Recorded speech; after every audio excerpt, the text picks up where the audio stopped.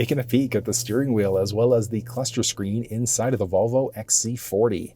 Now, this is the gas version of the XC40. If you were in the electric, it would look slightly different. This is the 2024 B5, which is why you've got that fully digital cluster screen as well. I personally think it looks great, but that one's going to come down to a matter of personal preference. Now, first thing I'm going to point out is that the steering wheel inside the vehicle is going to be a manual telescoping. So just in between your legs there in the steering wheel column, there's a release, and you're just going to go in and out. So full telescoping, up and down, find that perfect position. Once you do, click it, log it back into place. The steering wheel is also heated, so there are a series of buttons along the bottom of the infotainment system. The third one in, you've got a seat and a steering wheel. You're going to push that in order to get to 3 individual levels. Useful. Stick on the left-hand side is an interesting one. So there's a button on the tip of the left stick there if you wanted to reset your values. You could then also adjust your different light modes by moving up and down. I always recommend keeping yourself in the auto mode for the most part. If you want to, though, once you're in the auto mode, you can go up a level, and that's going to put your high beam into an auto mode as well. And what that means is that if the vehicle recognizes it needs the high beams, it turns them on automatically. If somebody's oncoming, it's going to dim them before bringing them right back on again. Really useful. You can always flash your high beams out there if you really wanted to. But if you want your high beams permanently locked out, get out of the auto mode. So drop down one level, push the stick away, and that turns them on permanently. And then just pull in towards you in order to turn those lights off again. I've obviously got flexibility of going left versus right. And then there are 2 other buttons. So it's going to be for either your front or for your rear fog lamps as well. Stick on the right-hand side is going to be for your wipers. So you could just drop down a single level of clear liquid. You could go up a level, and that puts you into your intermittent mode. You could then use this rocker in order to figure out how fast or slow you want that intermittent mode to go, or you can go into one of the hyper-fast modes instead. There's a button on the tip of the stick there as well, and that's going to be for your rear windshield wiper. You're going to pull in towards you to get that front wiper fluid going. You're going to push away in order to get the rear wiper fluid going. So very straightforward. From there, the buttons along the left-hand side, you've got a series of different buttons, and that's going to be for your adaptive cruise control system. So there's either adaptive or regular cruise inside of the XC40. This is the adaptive because you've got these line buttons along the outside, and that's a distance indicator. So few conditions have to be met. Your steering wheel has to be plugged in for the driver. You have to be in drive. And once you are, you can toggle the system on. And then once you get to the speed you like, you could then push up, and then you can increase or decrease 5 kilometers or miles per hour at a time.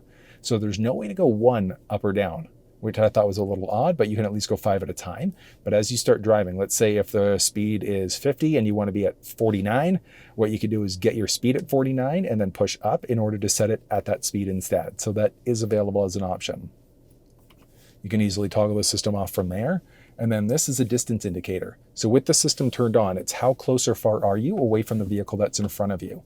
So a few different levels available. I normally recommend being on level 1 for regular city streets, and then level 2 or 3, depending on your own comfort level when you're on the highway. But let's go through a quick walkthrough and a live demonstration of how the system works. All right, so as of right now, I want to make sure that the system's turned on. And then you can push up. And as of right now, currently going 50 kilometers. I'm on a 50 kilometer per hour road right now as well. So driving away, and you're going to see that the vehicles in front of me are stopped. So it's going to start slowing you down automatically. Then there's a distance indicator. So it's how close or far are you? Do you want to be away from the vehicle that's in front of you? I want you to think of it like a 1 Mississippi, 2 Mississippi type of a rule. So you can go up to 5 car lengths away from the vehicle in front of you there. I find for regular residential streets, 1 is perfectly okay. On the highway, I tend to go either level 2 or level 3. That one's going to be a personal matter of preference though, because if you don't like being too close, you can set yourself a little bit further away if you want to. Like I said, regular residential streets, 1 or 2 is ideal. And that's one cool thing because you've got the flexibility to use it for regular residential streets or not. So I tend to find having the adaptive cruise control system turned on all the time is amazing, because if the cars in front of you slow down and you don't realize it, it's automatically going to brake for you. And then if the speed changes, it can automatically adjust your speed as well. So it's really good from that perspective. That's one thing that I always recommend, just making sure it's turned on. Now I'm stopped for a little bit of time here. So in order to resume the set speed, you can then just push up in order to resume your previously set speed. You can temporarily turn this off if you want to. You can hit the brake to turn off the speed, or like I said, circle button there in order to toggle it back on. You can see there, it's got me going again. The car in front of me stopped, so I am stopped as well. Buttons along the right-hand side, there are a few different ones available. So you can use this one, it's a voice command prompt. So you can do things like change songs, radio stations, navigate using your voice. Like, hold on. Navigate to Tim Hortons. Got it. There's a Tim Hortons 0.5 kilometers away. Navigate to that one? Nice and Canadian of me. So it's really straightforward being able to select stations. So yeah, like I said, you could use the voice command prompt to do things like change the radio station. You can navigate using your voice, make phone calls. There are so many different options that are available. It's amazing. And then you've got this button, and that's going to be to jump between your different pages. And there are only 2 pages, but I'll show that off as we get into the cluster. The other one to point out, the pad on the right-hand side here. So you've got this one in order to go between all of your different stations. So let's hop into radio for a second, and then just pushing, you can see there, it's hopping between all of the available stations. You can then also push up or down in order to adjust the volume out that way instead. But outside of that, it's just going to be some basics inside of the cluster.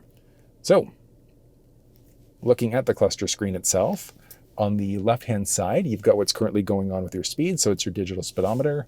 Right side is going to be your tachometer.